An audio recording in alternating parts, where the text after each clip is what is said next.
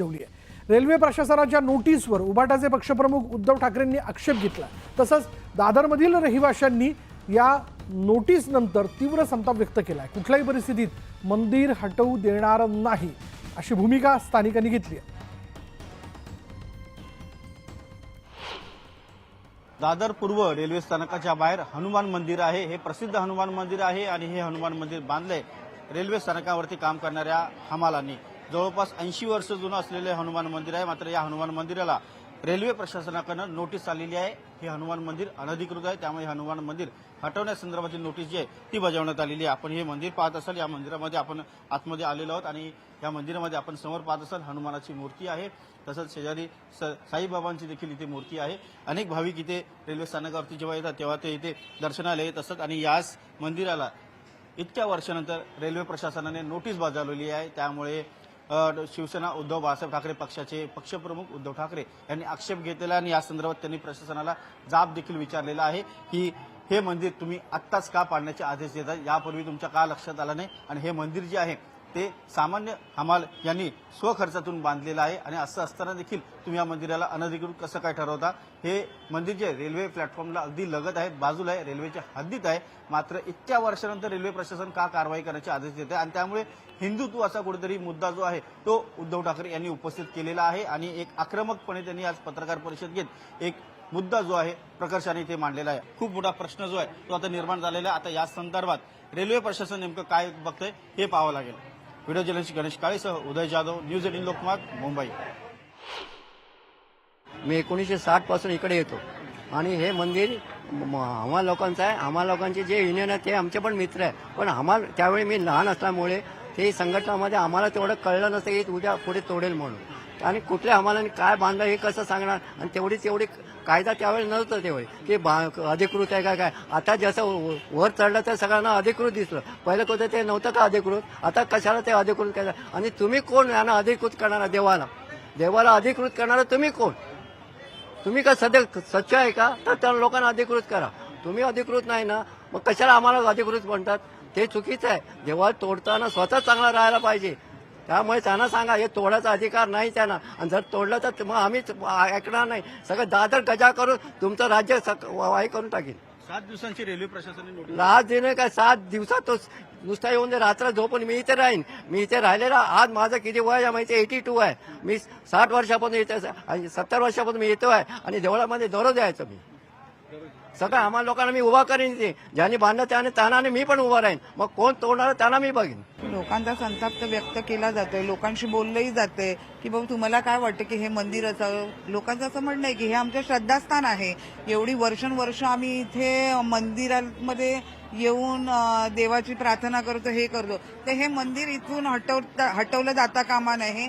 इकडचे स्थानिक हमाल असू दे, स्थानिक टॅक्सी ड्रायव्हर असू देत किंवा स्थानिक नागरिक असू देत, नेहमी त्यांचं इथे नमस्कार केल्याशिवाय ती लोक पुढे जातच नाहीयेत। तर त्या लोकांचं पण सगळ्यांचं म्हणणं आहे की हे आमचं श्रद्धास्थान आहे, इथून हलता कामा नये, ही आमची प्रतिक्रिया आहे सगळ्यांची। आता यावरून उद्धव ठाकरेंनी भाजपवर जोरदार हल्लाबोल केलाय। दादर रेल्वे स्थानकाबाहेर 80 वर्षांपासून जुनं हनुमानाचं मंदिर आहे। रेल्वेतील हमालांनी बांधलेलं हे हनुमानाचं मंदिर या ठिकाणी बघायला मिळतं। रेल्वेने नोटीस पाठवली आहे। मग कुठे आहे भाजपचं हिंदुत्व, असा सवाल उद्धव ठाकरेंनी विचारलाय।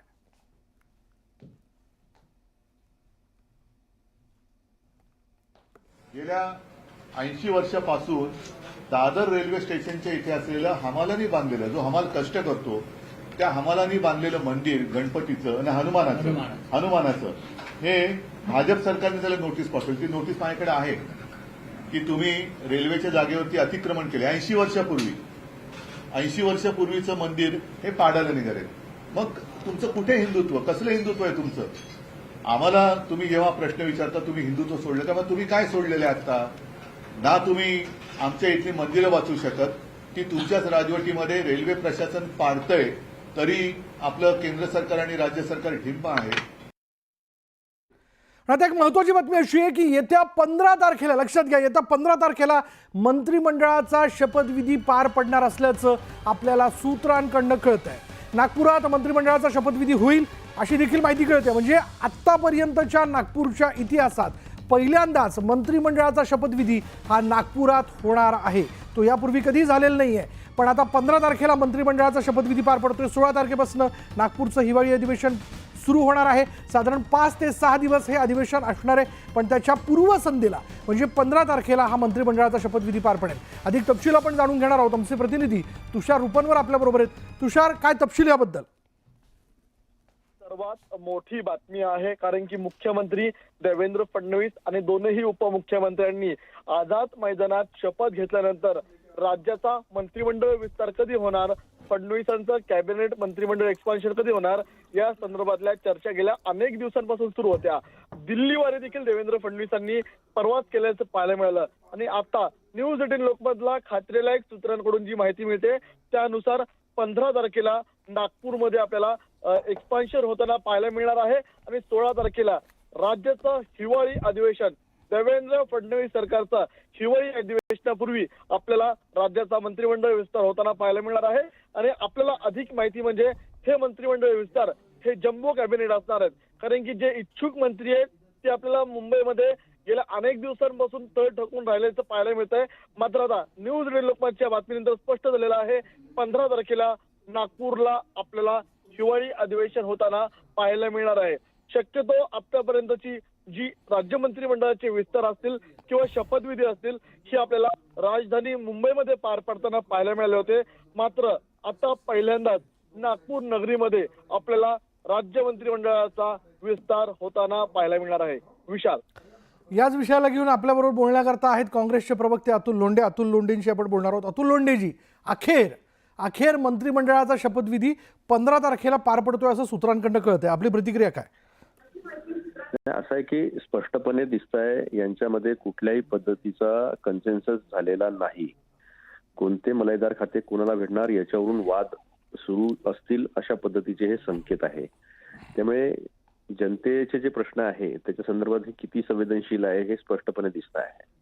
अशा बातम्या येत आहेत की सांगतात की आम्ही लाडक्या बहिणीचा रिव्ह्यू नाही करू, पण लाडक्या बहिणीचे रिव्ह्यू सुरू झालेले आहेत आणि बरेच 80-70% महिला याच्यातनं बाहेर होणार आहे अशा बातम्या कानावर येतात आहेत. सोयाबीनच्या शेतकऱ्याकडे अजूनपर्यंत लक्ष दिलेलं नाही आहे. अनेक असे प्रश्न जे आहेत त्याच्यावर लक्ष दिलेलं आहे. लक्ष फक्त एकाच गोष्टीवर आहे, कोणाला कोणतं मंत्रिमंडळ भेटणार आहे. आणि संकेत असे पण येतात आहेत की शिंदेंना काहीच भेटणार नाही. शिंदेंचा वापर झाला, खुलो चबाव फेक दो अशा पद्धतीचं शिंदेसोबत व्यवहार जो आहे तो बीजेपीचा सुरू आहे असे पण संकेत मिळतात आहे. आता बघूया हे काय काय करतात. जनतेशी यांना काही देणं घेणं नाही आहे हे तर स्पष्टपणे दिसत आहे.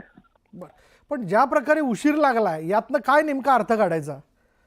नाही, बीजेपीनी स्पष्टपणे त्यांना सांगितलं म्हणतात की तुम्ही तुमची यादी पाठवा, मग त्यातला कोणाला मंत्री बनवायचं ते आम्ही ठरवू. अशा पद्धतीची पण माहिती येते आहे. म्हणजे स्पष्टपणे बीजेपीने कामापुरता वापर करून घेतलेला आहे आणि आता त्यांना राहायचं असेल तर राहा, नाही तर मग आम्ही सांगतो त्या पद्धतीने राहा अशा पद्धतीचा फास जो आहे तो त्यांच्यावर टाकलेला असं दिसतं. धन्यवाद या प्रतिक्रियेबद्दल अतुल लोंढेजी. आणि आता 15 तारखेला नागपूरमध्ये मंत्रिमंडळाचा शपथविधी जो आहे तो पार पडतोय. 16 तारखेपासून नागपूरचं हिवाळी अधिवेशन सुरू होत आहे. त्यामुळे आतापर्यंतच्या राज्य मंत्रिमंडळाच्या स्थापनेच्या इतिहासात पहिल्यांदाच नागपुरात मंत्रिमंडळाचा शपथविधी जो आहे तो पार पडतोय. यापूर्वी कधीही मंत्रिमंडळाचा शपथविधी हा नागपुरात झालेला नाही. पण आता होणारं अधिवेशन, सरकार स्थापना आणि आता मुख्यमंत्री आणि 2 उपमुख्यमंत्र्यांनी शपथ घेतल्यानंतर मंत्रिमंडळ विस्तार केव्हा होणार याबद्दलच्या तारखा समोर येत होत्या. पण आता सूत्रांकडनं खात्रीलायक माहिती आपल्याला अशी मिळते की येत्या 15 तारखेला नागपुरात म्हणजे अधिवेशनाच्या पूर्वसंध्येला आता शपथविधी सोहळा जो आहे तो पार पडतोय. आता फक्त पुढला प्रश्न असा आहे की शपथ घेणारे चेहरे नेमके कोणते असणार आहेत. यामध्ये जो आपल्याला फॉर्म्युला कळतोय तो असा आहे की 22 भाजपचे मंत्री शपथ घेतील, शिवाय शिवसेना शिंदे गटाचे 12 आणि त्याचबरोबर 9 मंत्रिपदं जी आहेत ती राष्ट्रवादी अजित पवार गटाला जाऊ शकतात. त्यामुळे यामध्ये कोणाची वर्णी लागते, ही वर्णी लागत असताना नेमक्या कोणकोणत्या मुद्द्यांचा विचार केला जातोय.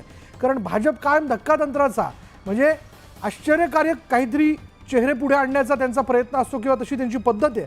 त्यामुळे यंदा मुख्यमंत्री देवेंद्र फडणवीस यांच्या अखत्यारीत तयार होणाऱ्या मंत्रिमंडळात खास करून त्यांच्या गटामध्ये म्हणजे भाजपमध्ये काही नवीन चेहऱ्यांना संधी दिली जाते का, काही ज्येष्ठ नेत्यांना पक्ष संघटनेसाठी म्हणून तिथं काम दिलं जातंय का किंवा त्यांना टाळलं जातंय का, हे बघणं महत्त्वाचं ठरेल. पण दुसरीकडे शिंदे गटात देखील मंत्रिमंडळासाठी मोठ्या प्रमाणात रस्सीखेच दिसून येते. वेगवेगळी नावं जी आहेत ती समोर येताना दिसत आहेत. आणि लोकमतने म्हणजे कायमच न्यूज 18 लोकमतने पहिल्यापासून निकालाच्या दिवसापासून कोणतीही घाई गडबड गोंधळ न करता अचूक बातमी, थेट बातमी आणि सगळ्यात पहिल्यांदा बातमी जी आहे ते आपल्यापर्यंत पोहोचवण्याचा प्रयत्न केलेला आहे. एवढा ती पोहोचवली आहे. त्याच्यामुळे अधिवेशनाच्या पूर्वसंध्येला ही शपथविधी पार पडणार ही बातमी जी ती सगळ्यात पहिल्यांदा आपणच दिलेली आहे. पुन्हा एकदा जाऊया तुषारकडे. तुषार, आता राहिला प्रश्न, चेहरे कोणते असणार? विशाल, आपण जर पाहिलं असेल तर मागच्या 2.5 वर्षाच्या कालखंडामध्ये आपल्याला 3 पक्ष होतं आणि तिन्ही पक्षांना आपल्याला समसमान न्याय देताना पाहायला मिळालं होत्या. तिन्ही पक्षांचे आपल्याला 9 आपल्याला प्रत्येकी मंत्री होताना पाहायला मिळाले होते. मात्र आता तशी परिस्थिती नाहीये. आता आपण जर पाहिलं असेल तर भाजपा हा महायुतीमध्ये मोठा भाऊ आहे आणि भाजपाकडे, एकट्या भाजपा पक्षाकडे 132+5 म्हणजे 137 पेक्षा जास्त आमदारांचं संख्याबळ आहे. त्यानंतर क्रमांक लागतो एकनाथ शिंदे यांची शिवसेना आणि त्यानंतर क्रमांक लागतो अजित पवार यांची राष्ट्रवादी काँग्रेस पार्टी. त्यामुळे या मंत्रिमंडळ विस्तारामध्ये 6 आमदारांमागे 1 मंत्रिपद म्हणलं तर एकट्या भाजपाकडे जवळपास 20 ते 22 खाती जाणार आपल्याला, यामध्ये मात्र कोणतीही शंका नाहीये.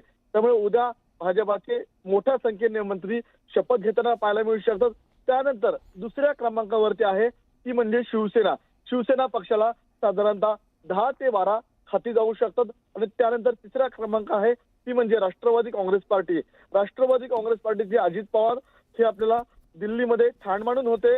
त्यांना जी 9 मंत्रिपदं मिळाली होती ती 9 मंत्रिपदं कमी होता कामा नये. 9 मंत्रिपदं कमी झाली तर त्या ठिकाणी पक्षाचं मॉरल डाऊन होईल, पक्षामध्ये वेगळा मेसेज जाईल. त्यामुळे त्या पक्षाला 9 खाती मिळणार, यामध्ये मात्र कुठली शंका नाहीये. मात्र सर्वात महत्वाची बाब म्हणजे प्रेक्षकांना सांगायला हवं, या मंत्रिमंडळ विस्तारामध्ये क्रमांक 1 ची सर्व प्रमुख खाती ही भाजपाकडे असणार आहे. त्यामध्ये गृह खातं असेल, अर्थ खातं असेल, ही दोन्ही खाती ही स्वतः देवेंद्र फडणवीस आपल्याकडे ठेवताना पाहायला मिळणार आहेत. त्यानंतर आपण यामध्ये पाहूया जलसंपदा खातं, कारण की जलसंपदा खातं यासाठी महत्वाचं आहे.